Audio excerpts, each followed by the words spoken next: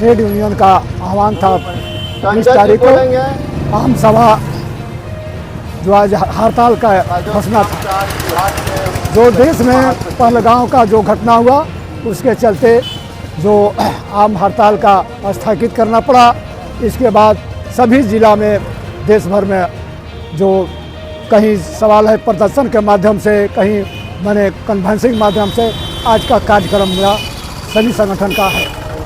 तो आज जो जिला स्तरीय मांग पत्र दिया गया, राज्य स्तरीय है, राष्ट्रीय स्तरीय, तीनों मांग पत्र जिला अधिकारी के माध्यम से दिया गया है। ये वो कार्यक्रम आज था। वो कार्यक्रम 20 जो मई का था, 9 जुलाई को रखा गया है आम हड़ताल का। यही आह्वान है। इसी के साथ आज जो कार्यक्रम हुआ इसका सफल बनाने का मौका मिला। आज के मुद्दा को लेकर के हम यहाँ पर आए हुए हैं कि हमारे जितने भी विभाग हैं, चाहे राजस्व विभाग हो, स्वास्थ्य विभाग हो, नगर निगम हो अथवा नहर विभाग हो, हर जगह कर्मचारी को अस्थायी रूप से नहीं रखा जा रहा है और संविदा पर बहाल करके साल भर 2 बार इसके बाद फिर उसका दिया जा रहा है। हमारा कहने का मतलब है कि जब अस्थायी काम है ही मेरे पास, तो अस्थायी कर्मचारी को बहाली हम क्यों नहीं करेंगे? उसको संविदा पर बहाल करके साल भर 2 बार इसके बाद उसको क्यों हटाएंगे? इसलिए हमारा मांग है इस आज के प्रदर्शन से कि अस्थायी काम के लिए अस्थायी कर्मचारी की बहाली हो और संविदा पर बहाली बंद हो। हमारे नगर निगम के कर्मचारी हैं, हमको तो लग रहा है कि हफ्ता दिन पर उनको दूसरा ठेकेदार आता है, वो हटा देता है, फिर दूसरे को ठेका होता है, वो ठेकेदार आता है और पहले के कर्मचारी को हटा देता है, जिसके चलते उस कर्मचारी के परिवार के ऊपर भूखमरी की समस्या हो जाती है। कहाँ कमाएगा, कहाँ से खाएगा, अपने परिवार को खिलाएगा, अपने बाल बच्चा को पढ़ाएगा। इसलिए हम चाहते हैं कि अस्थायी जब काम है ही, भले झाड़ू बहारू देना हो, साफ सफाई करना हो, वो तो अस्थायी काम है, उसके लिए अस्थायी बहाली हो।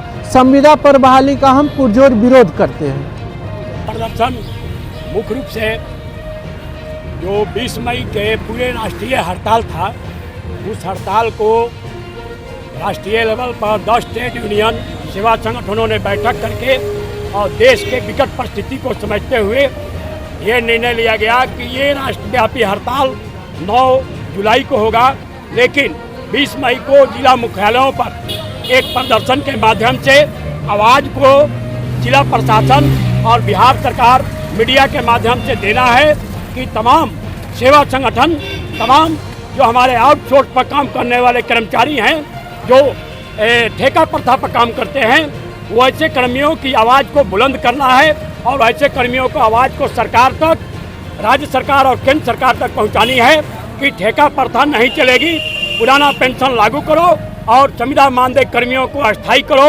जो अभी नगर निगम के कर्मचारियों की यथास्थिति है, या मलेरिया छिड़काव कर्मचारी की यथास्थिति है, या सुधा डेयरी कर्मचारी का यथास्थिति है, अगर देखा जाए सामने से तो 2 जून के रोटी खाने लायक भी नहीं है। कारण कि वो डेली वेजेज पर काम करते हैं, आउटसोर्स पर काम करते हैं, और जब भी ठेकेदारी प्रथा जो आया है, वो नए ठेकेदार आते हैं और पुराने लोगों को हटा देते हैं और अपने मन चाहे लोगों को फिर रख देते हैं। यही यथास्थिति चाहे सिंचाई विभाग के दैनिक वेतनभोगी कर्मी हो, या सुधा डेयरी के कर्मी हो, या नगर निगम के कर्मी हो, की हो रही है। तो ऐसी स्थिति में हमारी मांग है, सेवा संगठनों का मांग है कि जब वार्षिक रोजगार है, अस्थायी रोजगार है, तो उन कर्मियों को अस्थायी सेवा प्रदान किया जाए। और जितने भी 2004 के बाद जो पुराना पेंशन बंद हुआ है, एनपीएस यूपीएस लागू की गई है, तो सेवा संगठन और महासंघ गोप गुट के बैनर तले, एक्ट 2 के बैनर तले तमाम देश के कर्मचारियों ने मांग किया है कि 2004 से पुराना पेंशन लागू की जाए और संविदा मानदेय कर्मियों को अस्थायी किया जाए, अन्यथा ये आंदोलन अनवरत चलता रहेगा।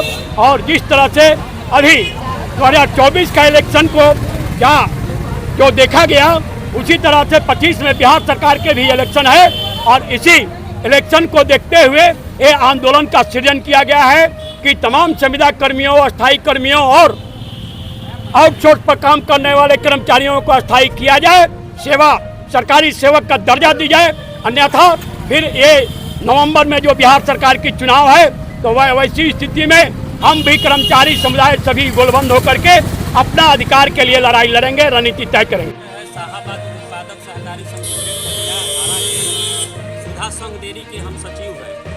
अभी जो तत्काल में घटना हुआ है कि जो सुधा डेयरी में जो लोग कार्य कर रहे थे ठेकेदारी पर पैकिंग सेक्शन में, और वहाँ का जो एक ठेकेदार आया है वो ठेकेदार 52 मजदूर में से 25 को मजदूर को हटा दिया है।